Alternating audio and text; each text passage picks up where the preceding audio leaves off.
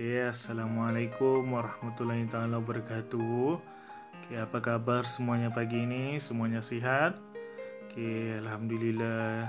Harapan cikgu, murid-murid di rumah berada dalam keadaan yang sihat senantiasa. Untuk tahun ini kelas 4 Ibnu Sina, cikgu akan ajar subjek sejarah. Jadi sepanjang tahun ni kamu akan berjumpa dengan cikgu setiap kali mata pelajaran sejarah. Kita tengok ya. Yang pertama, kandungan. Ini adalah buku teks. Kita tengok kandungan dalam buku teks. Kesemuanya ada 11 unit yang akan kamu pelajari sepanjang tahun ini. Tanpa buang masa lagi, kita sama-sama tengok unit pertama. Unit 1 adalah unit mengenali sejarah. Apa yang akan kamu pelajari pada unit 1 ni? Yang pertama, kamu akan belajar pengertian sejarah. Kedua, mengenal pasti sumber dalam sejarah. Yang ketiga, menjelaskan kaedah penyelidikan sejarah. Yang keempat, membezakan konsep masa dan ruang dalam sejarah. Yang kelima, menguraikan sebab dan akibat dalam peristiwa sejarah. Kita tengok asas kemahiran pemikiran sejarah. Ada 3 semuanya. Yang pertama, mengenal pasti sumber sejarah. Yang kedua, melihat sebab dan akibat dalam peristiwa sejarah. Dan yang ketiga, menerangkan perubahan dan kejadian dalam urutan masa. Jadi inilah apa yang akan kamu pelajari dan asas kemahiran pemikiran sejarah dalam unit 1. Mari kita tengok. Kita tengok sini muka surat 4. Ini adalah pengertian sejarah oleh tokoh-tokoh sejarah. Dalam muka surat ni kita ada 3 tokoh. Yang pertama dari Herodotus, yang kedua Ibnu Khaldun, yang ketiga E.H. Carr. Kita tengok pengertian sejarah dari sudut Herodotus. Tengok yang gambar atas tu sekali tu. Sejarah merupakan penceritaan tentang tindakan manusia dan sebab-sebab mereka melakukannya. Kita tengok pula Ibnu Khaldun. Sejarah membicarakan peradaban manusia dan perubahan yang berlaku. Kita tengok yang ketiga dari E.H. Carr. Sejarah ialah satu proses interaksi antara masa kini dan masa lampau. Itu pandangan dari 3 tokoh sejarawan. Kita tengok pula pandangan dari Profesor Emeritus Tan Sri Dr. Hu Kai Kim.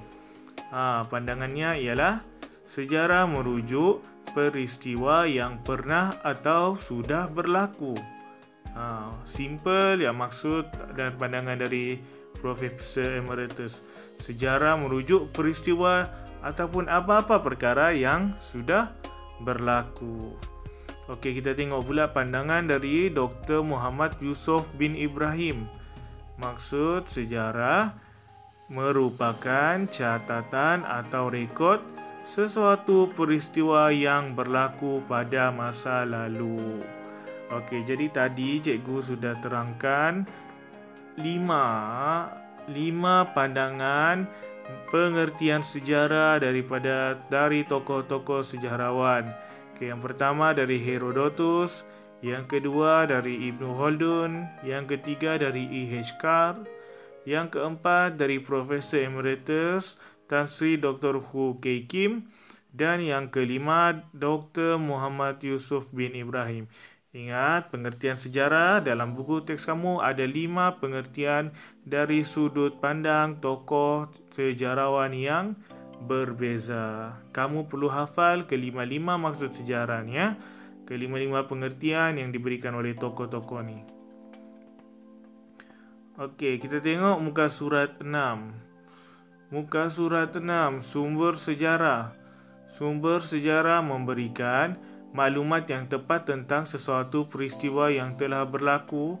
Sumber sejarah terbahagi kepada dua, iaitu sumber primer dan sumber sekunder. Sumber sejarah. Okay. Sumber sejarah ni maksudnya sejarah ni dari mana sejarah ni kita dapat. Dari macam mana kita mau tahu peristiwa-peristiwa lalu.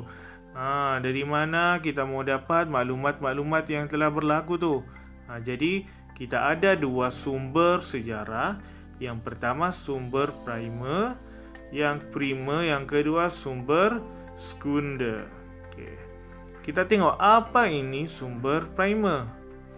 Sumber primer juga dikenali sebagai sumber pertama. Ya, sumber pertama ni contohnya fosil, manuskrip, dokumen rasmi dan artifak. Okay, kita tengok ni contoh-contoh sumber pertama ni ada manuskrip, ada artifak, ada dokumen rasmi. Ingat sumber primer pun ataupun dikenali sebagai sumber pertama. Okay, kita tengok pula sumber sekunder. Sumber sekunder ni kan maksudnya ialah penulisan yang dihasilkan daripada sumber asal. Contoh sumber sekunder ialah buku, majalah, risalah dan akhbar. Okay, jadi apa yang dimaksudkan sini sumber sekunder ni adalah penulisan ditulis oleh seseorang. Hasil daripada sumber asal. Jadi sumber asal tu ada orang lain yang akan tuliskan semula dalam bentuk buku, majalah, risalah dan juga akhbar.